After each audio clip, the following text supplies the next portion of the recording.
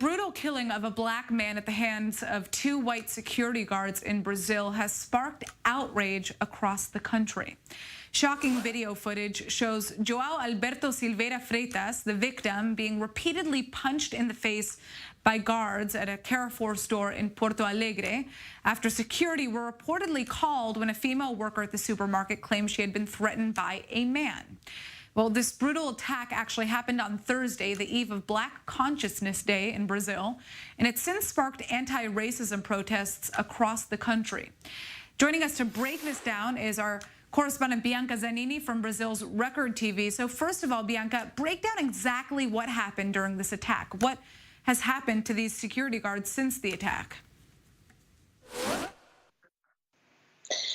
Right. So first of all, we're talking about a 40-year-old black man in Brazil, João Alberto Silveira Freitas. He was killed Thursday evening by two security guards at a Carrefour. Carrefour is a big supermarket chain that also exists in Brazil, all over the country. The guards beat him up, they suffocated him, and this was caught on camera. The video circulated the next evening, over the night, and the next day, and protests started to take place throughout the day on Friday. It also coincided with the Black Consciousness Day in Brazil, and we started seeing protests in Carrefour supermarkets in the main cities, but also in main streets like Brasilia, the capital, São Paulo, or Rio de Janeiro. Now, Carrefour itself, the supermarket chain, they ended the contract with the security company who had hired these two security guards. They fired the manager and they closed the branch at Porto Alegre, which was the city where this happened. Now, the two men were detained. They're now under investigation, accused of homicide in 3 different counts. And one of these guys is a former military man, and the other one is a temporary military officer who was off duty and working as a security guard at the time.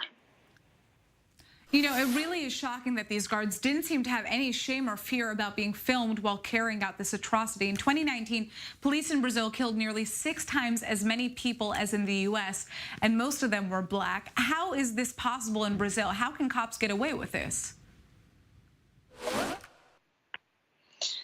Yeah, you mentioned most of them. It's actually almost 80% of those killed by police are either black or mixed race in Brazil. It's a really high number.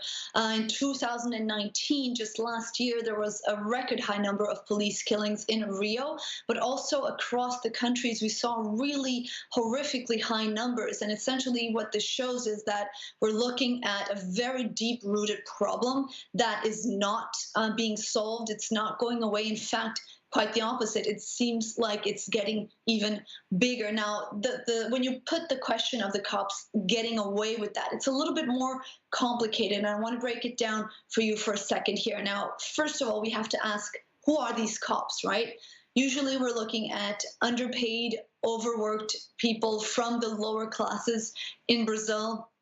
Where is it that they work? They work typically in favelas or in parts of the cities where crime is really rampant. We've seen a rise in crime all across Brazil, and violent crime in the past 5 to 10 years. So it's really getting more and more dangerous to work on the streets, even to walk on the streets. These cops are often dealing with heavily armed drug traffickers and crime. Now, of course, just because we're looking at or dealing with people who are involved in the world of crime, it doesn't mean that the police have carte blanche to shoot them or kill them. I mean, we have a justice system exactly to avoid situations like this. But unfortunately, we are looking at sort of a shoot first, ask questions later culture within the police departments and the military police in particular in Brazil.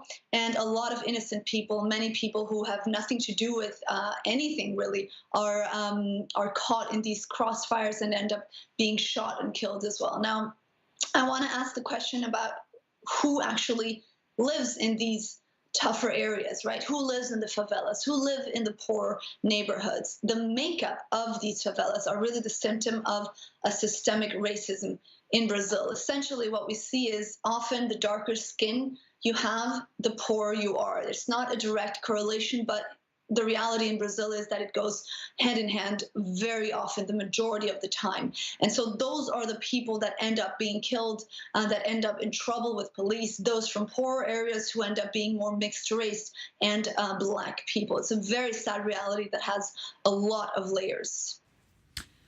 Now, Brazilians have traditionally been taught that they live in a racial democracy because of the country's mixed population, with several government leaders outright denying that racism exists in Brazil. But how can they stick to this narrative when we're seeing attacks like this one and everything that you just mentioned? Right. So we just heard the vice president, in response to what happened here, saying that racism doesn't exist in Brazil. And this is not just a belief that he has. It's something that has existed in Brazil for decades. I remember growing up and hearing this. Many Brazilians have a little bit of everything in us, a lot of different races, a lot of mixes. And so this idea has really flourished that if most of us have a little bit of Black blood in us, then of course it's impossible for us to be racist. Now, this is clearly untrue, and it is all the numbers, all the data, all the facts point to the exact opposite in Brazil. If we take a step back and look at the history of the country, Brazil was the last country in Latin America to abolish slavery in 1888. And after that, there were no policies put in place to integrate Black Brazilians into society. Instead, they pushed this narrative that we all are one big mix and one big happy population. Instead, the focus was shifted to blaming education, to blaming poverty, to blaming inequality, which of course is also true, but there is a very false, very dangerous, very false separation happening here that is not in touch with reality. Inequality and racism completely go hand in hand in Brazil. They are completely intertwined, and we do have structural and social racism in Brazil. Absolutely, there's no way. It's impossible to deny that.